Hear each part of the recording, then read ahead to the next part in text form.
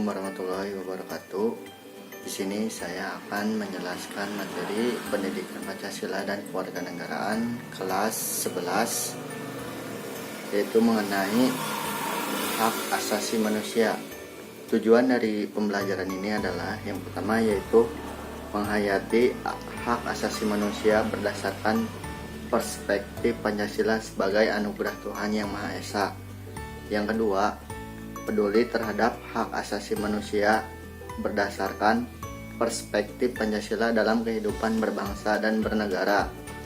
Yang ketiga, menganalisis pelanggaran hak asasi manusia dalam perspektif Pancasila dalam kehidupan berbangsa dan bernegara. Dan yang keempat yaitu menyaji hasil analisis pelanggaran hak asasi manusia dalam perspektif Pancasila dalam kehidupan berbangsa dan bernegara.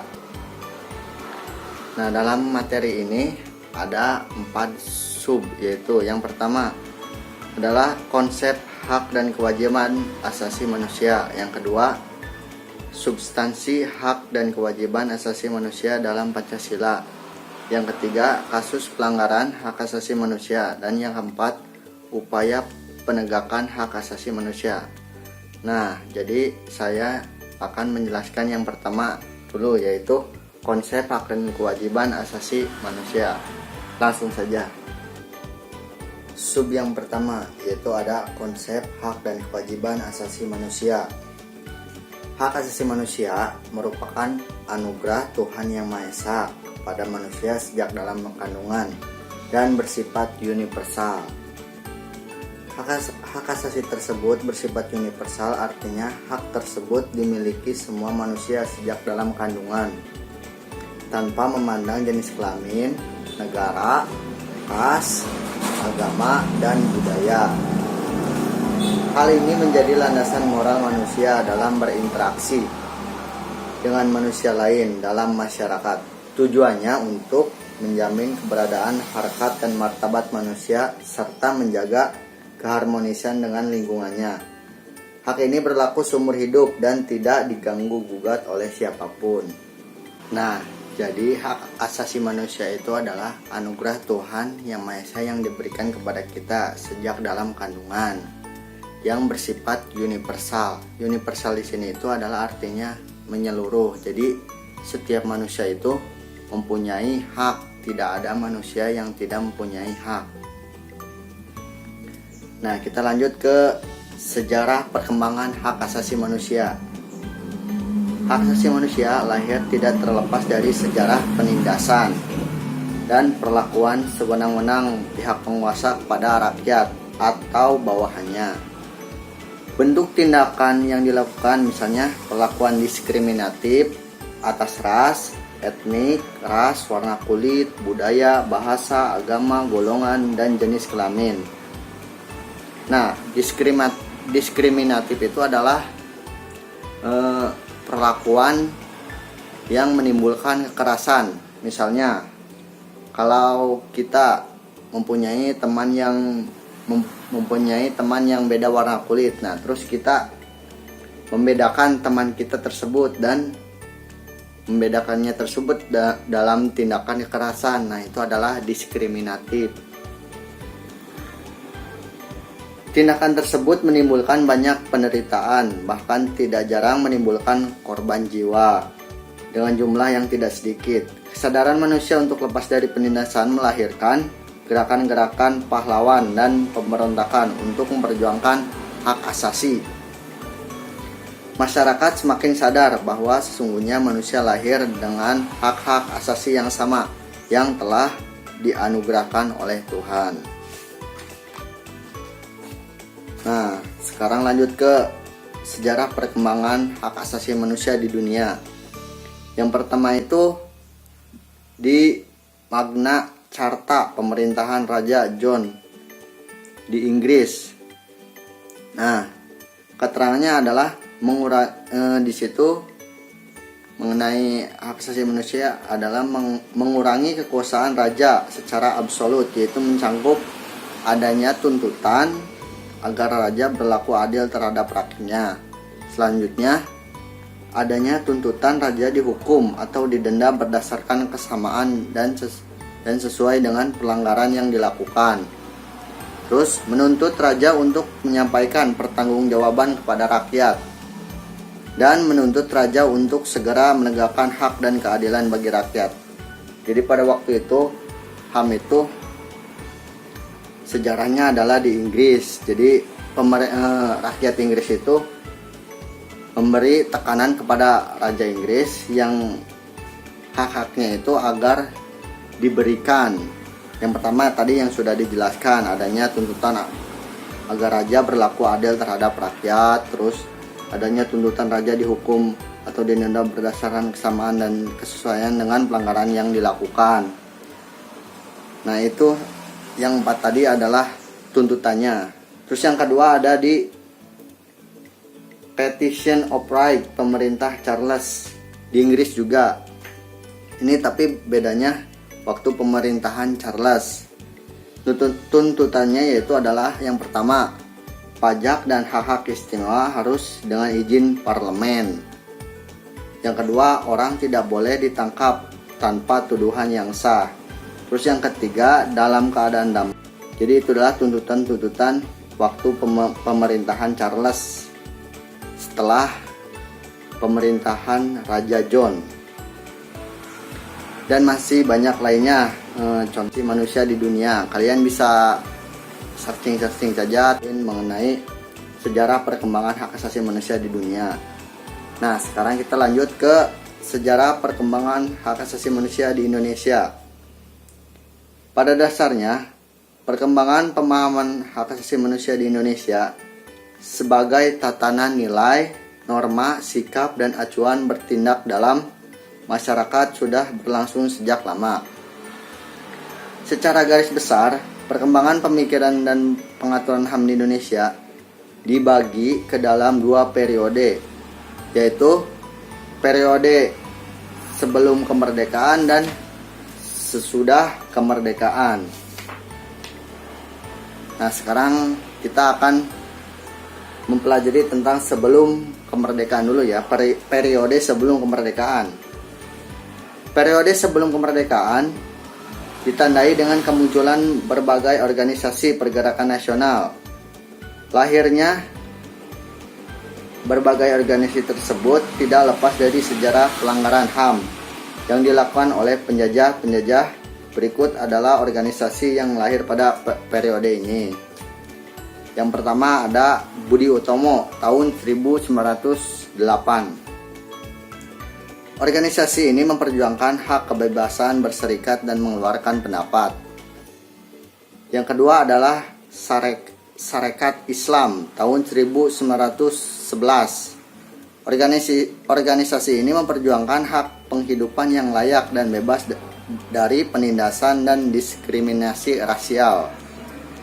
Yang ketiga, Indisci Partij tahun 1912. Organisasi ini memperjuangkan hak untuk mendapatkan kemerdekaan dan perlakuan yang sama. Yang selanjutnya, Penghimpunan Indonesia tahun 1925. Organisasi ini memperjuangkan hak untuk menentukan nasib sendiri. Terus yang kelima ada Pendidikan Nasional Indonesia tahun 1931. Memperjuangkan hak untuk menentukan nasib sendiri, hak untuk mengeluarkan pendapat, hak untuk berserikat dan berkumpul, hak persamaan di muka hukum, dan hak untuk turut dalam penyelenggaraan negara. Nah, yang kedua ada periode sesudah kemerdekaan. Berarti sesudah 17 Agustus tahun 1945. Nah, periode sesudah kemerdekaan juga dibagi menjadi 5 periode. Yang pertama itu periode tahun 1945 sampai 1950. Yang kedua periode 1950 sampai 1959. Yang ketiga periode 1959 sampai 1966. Yang keempat, periode 1966 sampai 1998. Dan yang kelima itu periode 1998 sampai sekarang. Berarti sejak lengsernya Soeharto sampai sekarang itu periode kelima. Nah, itu adalah sejarah perkembangan HAM di Indonesia. Nah, kita lanjut ke makna hak asasi manusia. Berbagai definisi tentang hak asasi manusia memiliki penekanan aspek yang berbeda, namun pada dasarnya adalah yaitu bersifat kodrati, dimiliki oleh semua orang, serta berlaku dimanapun dan kapanpun. Beberapa pengertian mengenai hak asasi manusia diantaranya sebagai berikut. Nah, yang pertama itu menurut John Locke. John Locke berpendapat bahwa individu sesuai dengan kodratnya adalah makhluk yang bebas dan setara. Manusia memiliki hak kodrati yang meliputi hak hidup, right to life, hak untuk merdeka, right to liberty, dan hak memperoleh memiliki kekayaan, right to property. Hak ini tidak ada diganggu gugat oleh atau bersifat mutlak. Nah, yang kedua itu menurut Profesor Darji Darmo Diharjo. Nah, Profesor Darji Darmo Diharjo berpendapat bahwa hak asasi manusia itu adalah hak-hak dasar yang dibawa manusia sejak lahir sebagai anugerah Tuhan Yang Maha Esa. Hak asasi itu menjadi dasar dari hak kewajiban-kewajiban yang lain. Nah, berarti benar ya menurut buku Erlangga ini bahwa umumnya hak asasi itu emang benar dari pemberian dari anugerah Tuhan Yang Maha Esa. Nah, kita lanjut ke macam-macam hak asasi manusia. Macam-macam hak asasi manusia itu ada 5. Yang pertama itu hak asasi pribadi. Yang kedua itu hak asasi politik. Yang ketiga hak asasi ekonomi. Yang keempat, hak asasi hukum. Yang kelima, hak asasi sosial dan budaya. Yang keenam, hak asasi dalam tata cara peradilan dan perlindungan. Nah, yang pertama dulu, hak asasi pribadi. Contohnya, kebebasan bergerak, berpergian, dan berpindah tempat. Terus, kebebasan masuk dan mengikuti organisasi. Kebebasan mengeluarkan pendapat. Hak untuk memilih, memeluk, dan menjalankan agama dan kepercayaan. Nah, itu adalah contoh-contoh hak asasi pribadi. Jadi tidak ada yang boleh melarang-larang kita sesuai dengan keinginan kita, asalkan kita tidak bertentangan dengan hukum, yaitu boleh-boleh saja. Yang kedua, hak asasi politik. Contohnya, hak menjadi warga negara. Lanjut, hak untuk memilih dan dipilih. Terus yang ketiga, kebebasan untuk masuk atau mendirikan partai politik. Yang keempat, hak berkumpul dan berserikat. Nah, itu adalah contoh-contoh hak asasi politik. Yang ketiga, hak asasi ekonomi. Contohnya nih, hak memiliki, mencari dan mengumpulkan kekayaan. Terus kebebasan memilih pekerjaan. Terus hak untuk menjual, membeli dan menyewa. Nah, itu adalah contoh-contoh hak asasi ekonomi. Yang keempat yaitu hak asasi hukum. Hak untuk mendapatkan, contohnya hak untuk mendapatkan perlakuan yang sama dalam hukum dan pemerintahan. Jadi hak dalam hukum itu, jadi kedudukan kita itu sama di mata hukum, tidak membeda-bedakan budaya, tidak membeda-bedakan warna kulit, tidak membedakan jabatan. Kita itu kedudukannya sama di mata hukum. Yang kelima, hak asasi sosial dan budaya. Contoh haknya, hak untuk mendapatkan pendidikan, kesehatan, kesejahteraan, dan perumahan yang layak. Yang kedua, hak untuk mengembangkan dan berpartisipasi dalam kebudayaan. Yang ketiga, hak untuk mendapatkan perlindungan terhadap karya cipta.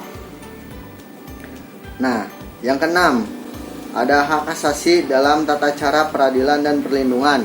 Contoh haknya nih, hak untuk mendapatkan peradilan dan perlindungan dalam pertahanan, penangkapan, peradilan, penyitaan, atau penggeledahan.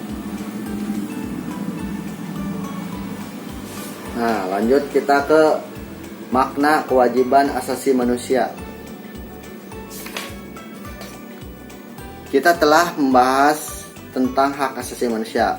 Selain hak asasi, manusia juga memiliki kewajiban asasi di dalam Undang-Undang Nomor 39 Tahun 1999 tentang hak asasi manusia menyebutkan bahwa hak asasi manusia merupakan hak dasar yang secara kodratì melekat pada diri manusia yang bersifat universal, yang tadi dijelaskan di bagian video yang pertama itu udah dijelaskan. Jadi maknanya itu adalah hak asasi manusia itu adalah pemberian Tuhan Yang Maha Esa yang bersifat universal. Universal itu menyeluruh. Jadi setiap manusia memiliki hak sejak dalam kandungan. Tidak ada manusia yang tidak memiliki hak. Nah, itu adalah materi hak asasi manusia di sub yang pertama, yaitu konsep hak dan kewajiban asasi manusia. Nah, untuk sub yang kedua, ketiga, dan keempat nanti saya akan bikin video di video yang berikutnya. Untuk materi kali ini cukup sekian. Mohon maaf apabila ada kesalahan dalam membuat video. Mohon dimaafkan. Wabillahi taufiq wal hidayah. Wassalamualaikum warahmatullahi wabarakatuh.